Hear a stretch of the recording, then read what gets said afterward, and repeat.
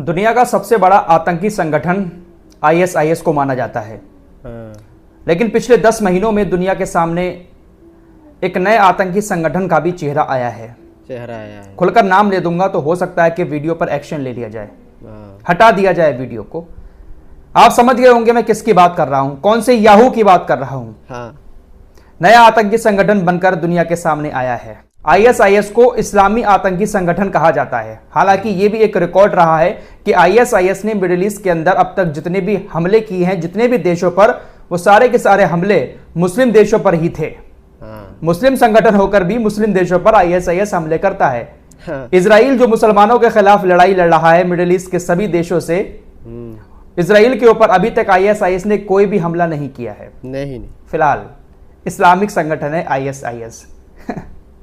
क्या प्रोपेगेंडा चलाया दुनिया के अंदर।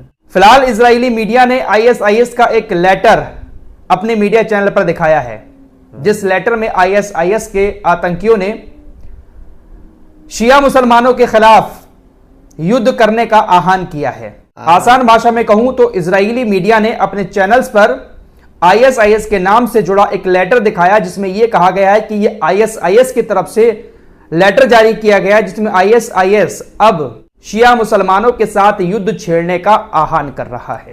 आईएसआईएस के नाम पर पूरी दुनिया के मुसलमानों के ऊपर उंगली उठाई जाती है कि देखिए सबसे बड़ा आतंकी संगठन है, कैसे लोगों को मारता है।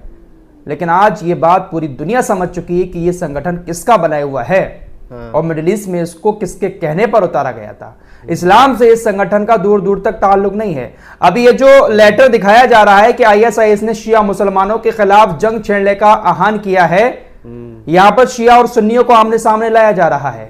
ऐसा जोड़ा जा रहा है कि आईएसआईएस के जो आतंकी हैं उनका ताल्लुक शियाओं से नहीं है, वो अलग किसी और फिरके के हैं और वो शियाओं के साथ लड़ाई करेंगे। तो इस तरह से एक दूसरे को लड़ाने की साजिशें सालों साल से चलती आई हैं और अभी भी चल रही हैं। लेकिन अब इंसान समझदार हो चुका है। दोस्तों, ये लोग कैसा दिमाग चलाते हैं, अपना दिमाग चलाकर लोगों को किस तरह से जाल में फंसाते हैं, बेवकूफ बनाते हैं, एक नमूना आपको और दिखा देता हूं। फिलाडेल्फिया कॉरिडोर के बारे में आपको लगातार मैं जानकारी दे रहा हूं। मिस्र और गाजा के बॉर्डर को यह जोड़ता है। मिस्र से होकर रास्ता गाजा के अंदर जाता है, जिसको फिलाडेल्फिया कॉरिडोर कहते हैं। 14 किलोमीटर लंबा यह रास्ता है। इजराइल ने अपनी सेना को यहां पर तैनात कर रखा है। सीज फायर का जो मामला अटका हुआ है वो इसी पर अटका हुआ है। हमास कह रहा है कि आप अपनी सेना को यहां से हटा दो। नेतन्याहू कह रहा है कि हम अपनी सेना को यहां से नहीं हटाएंगे, क्योंकि इसी रास्ते से गाजा के अंदर हथियार पहुंचते हैं। अब देखिए, इसने एक नई चाल चली है। इजराइल ने अपनी मीडिया से एक नई खबर चलवाई है कि जो याह्या सिनवार हैं, हमास के जो नए नेता बने हैं इस्माइल हानिया की जगह, इजराइल के लिए सबसे बड़ा सरदर्द है याह्या सिनवार। 10 महीने में अभी तक इजरायली सेना इसके पास तक नहीं पहुंच पाई है, जबकि 10 महीनों से याह्या सिनवार वहीं सुरंगों में रह रहा है।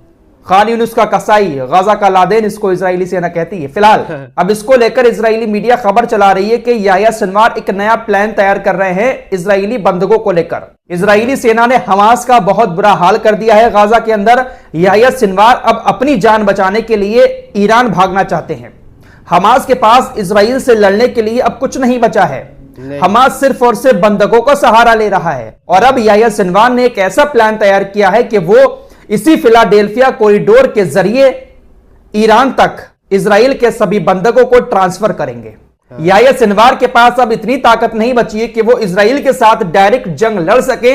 अपनी जान बचाने के लिए फिलाडेल्फिया कॉरिडोर के जरिए इजराइल के बंधकों को ईरान ले जाना चाहते हैं और ईरान में बैठकर फिर वो इजरायली सेना को, इजराइल को ब्लैकमेल करेंगे। इस तरह की खबर फैलाई जा रही है। इसमें फिलाडेल्फिया कॉरिडोर का बहुत ज्यादा बड़ा चढ़ाकर नाम लिया जा रहा है, ताकि दुनिया को ऐसा महसूस होने लगे कि भैया नेतन्याहू बिल्कुल सही है। इसी फिलाडेल्फिया कॉरिडोर का इस्तेमाल हमास कर रहा है। नेतन्याहू बिल्कुल सही है। इजरायली सेना को फिलाडेल्फिया कॉरिडोर से नहीं हटाना चाहिए। इजरायली यहूदियों को भी ऐसा लगने लगेगा कि अगर नेतन्याहू ने यहां से सेना हटा ली तो याह्या सिनवार हमारे बंधकों को ईरान लेकर चला जाएगा। तो इस तरह का ये प्रोपेगेंडा, इस तरह की गलतफहमियां बेवकूफ बनाकर लोगों को कुर्सी पर बैठे हैं और दुनिया में राज कर रहे हैं। किस तरह का ये लोग दिमाग चलाते हैं और कैसी कैसी खबरें ये मेन स्ट्रीम मीडिया से फैलवाते हैं, दुनिया भर की जो मशहूर मीडिया है उनकी तरफ से इस तरह की खबरें चलाई जाती हैं और लोग उस पर यकीन कर लेते हैं। फिलहाल फिलाडेल्फिया कॉरिडोर को छोड़ने का नेतन्याहू का कोई भी इरादा नहीं है। हालांकि अभी तक इस तरह की कोई ऑफिशियली खबर हमास की तरफ से या ईरान की तरफ से सामने नहीं आई है कि हम यहां से बंधकों को ईरान ट्रांसफर कर रहे हैं। सुरंगें ही इतनी खतरनाक है हमास की कि वहां तक इजरायली सेना पहुंच ही नहीं पाई है। पिछले 10-11 महीने में हमले किए हैं सुरंगों पर, जिसमें बंदूकों की मौतें भी हुई हैं। अमेरिकी अखबार वॉल स्ट्रीट जर्नल की एक रिपोर्ट सामने आई है जिसमें उसने कहा है कि ईरान ने रूस को अब बैलिस्टिक मिसाइलें देना शुरू कर दी हैं, जिनका इस्तेमाल रूस यूक्रेन के ऊपर करेगा। यह खबर अमेरिका के अखबार ने लिखी। अमेरिकी सरकार को बहुत ज्यादा बुरा लगना शुरू हो गया कि ईरान रूस को यूक्रेन के ऊपर हमला करने के लिए बैलिस्टिक मिसाइलें क्यों दे रहा है, जबकि पूरा नाटो का नाटो यूक्रेन को बड़े बड़े हथियार दे रहा है रूस के ऊपर हमला करने के लिए। वह सब जायज है, लेकिन ये बहुत बड़ा गुनाह है। इजराइल ने ईरान को धमकी दे दी है कि वो हमास और हिजबुल्लाह का समर्थन ना करे, उनका सपोर्ट ना करे, वरना ईरान को बहुत गंभीर परिणाम भुगतने पड़ सकते हैं। इसका अंजाम बहुत खतरनाक हो सकता है। धमकियां इजराइल की तरफ से भी दी जा रही हैं। उधर चीन भी रूस की काफी मदद कर रहा है। यूक्रेन के साथ जंग में चीन, ईरान और उत्तर कोरिया रूस की फुल सपोर्ट कर रहे हैं। चीन ने एडवांस टेक्नोलॉजी रूस को दी है जिसके जरिए रूस ड्रोन और मिसाइलें बनाएगा, एडवांस टेक्नोलॉजी के जरिए। इसको लेकर नाटो ने कहा है कि चीन रूस को एडवांस टेक्नोलॉजी देकर यूरोप में संघर्ष भड़काना चाहता है। चीन रूस को एडवांस टेक्नोलॉजी देकर आगे बढ़ाकर पूरे यूरोप में युद्ध करवाना चाहता है। ये लोग इस तरह के आरोप लगाने से पहले अपने गिरेबान में झांक कर नहीं देखते हैं नहीं कि पूरी दुनिया के अंदर ये लोग क्या कर रहे हैं। कहीं पर भी कुछ भी पंगा हो रहा है, अपनी टांग अड़ाने पहुंच जाते हैं। उधर चीन ने यमन की तारीफ की है। चीन ने कहा है कि अब पूरी दुनिया को यह बात समझ जाना चाहिए कि यमन दुनिया की टॉप 10 मिलिट्री में से एक है। छोटा सा गरीब यमन इतना शक्तिशाली है, इतना ताकतवर है कि अब वो इस लायक है कि उसको दुनिया के ताकतवर देशों की सेना में टॉप 10 में शामिल करना चाहिए। वाकई में दोस्तों अगर देखा जाए तो 10 महीने में जो कुछ हुआ है, इस बात में बिल्कुल सच्चाई नजर आती है। 10 महीने ये और पिछले 10 साल सऊदी अरब ने तमाम देशों के साथ मिलकर झुकाने की कोशिश की। दोस्तों ये जो लड़ाकू विमान हमले करते हैं ना, ये इतने खतरनाक होते हैं कि भाई साहब पल भर में कितनी सारी मिसाइलें ये फेंक कर निकल जाते हैं। जरा सोचिएगा ऊपर से कैसे हवाई हमले यमन के ऊपर हुए हैं, लेकिन अभी भी वो जस के तस अड़े हुए हैं। जहां एक तरफ ईरान अपने ताकतवर हथियारों को रूस को दे रहा है, तो वहीं रूस भी अपने बड़े बड़े हथियार जो उसके पास सबसे ज्यादा ताकतवर हैं वो ईरान को ट्रांसफर कर रहा है। दरअसल खबर आ रही है कि रूस ने advance S-400 anti ballistic missile defence खरीदा है। रूस का एक ताकतवर एयर डिफेंस सिस्टम है जो बैलिस्टिक मिसाइल को रोकता है, उसको ईरान ने खरीद लिया है। तो दोनों देश एक दूसरे की मदद कर रहे हैं। कल आपको मैंने खबर दी थी कि एक महिला को इजरायली सेना ने मार दिया वेस्ट बैंक के अंदर, जो रहने वाली तो तुर्की की थी, लेकिन वो अब निवासी अमेरिका की है, अमेरिका के अंदर रह रही है, अमेरिका का ही उसके पास पासपोर्ट है। इस मामले पर अभी तक जो बाइडेन की तरफ से कुछ नहीं कहा गया है।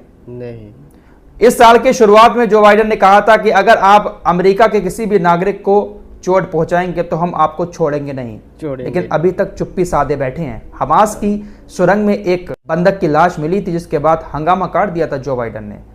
सिर्फ निंदा की है एंटनी ब्लिंकन ने, साथ ही साथ तुर्की के राष्ट्रपति ने भी निंदा की है। खबर इराक से आ रही है। इराक के अंदर भी अमेरिकी सेना सालों साल से तैनात है।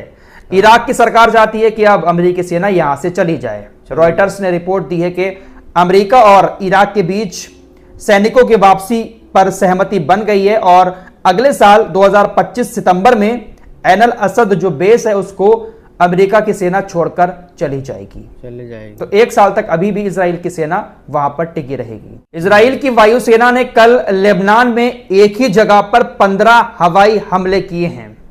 इजरायली सेना लेबनान पर भी लगातार हमले किए जा रही है। अमेरिका ने भी ईरान को एक नई चेतावनी दी है।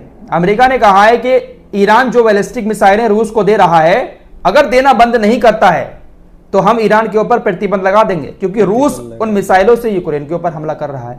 प्रतिबंध लगा देंगे, कोई भी बात आती है प्रतिबंध लगा देंगे, बस यही आता है इन लोगों को। फिलहाल इस रिपोर्ट में इतना ही। अगर ये वीडियो पसंद आया हो तो इसको लाइक कर दें और चैनल पर पहली बार आकर हमारी वीडियो देख रहे हैं तो सब्सक्राइब करके हमारे साथ जुड़ जाएं। दोस्तों हमारी वीडियो पसंद आए तो फॉलो सब्सक्राइब कीजिए और साथ ही साथ शेयर भी कीजिए। मिलते हैं अगली वीडियो में, तब तक के लिए अपना ख्याल रखें। धन्यवाद।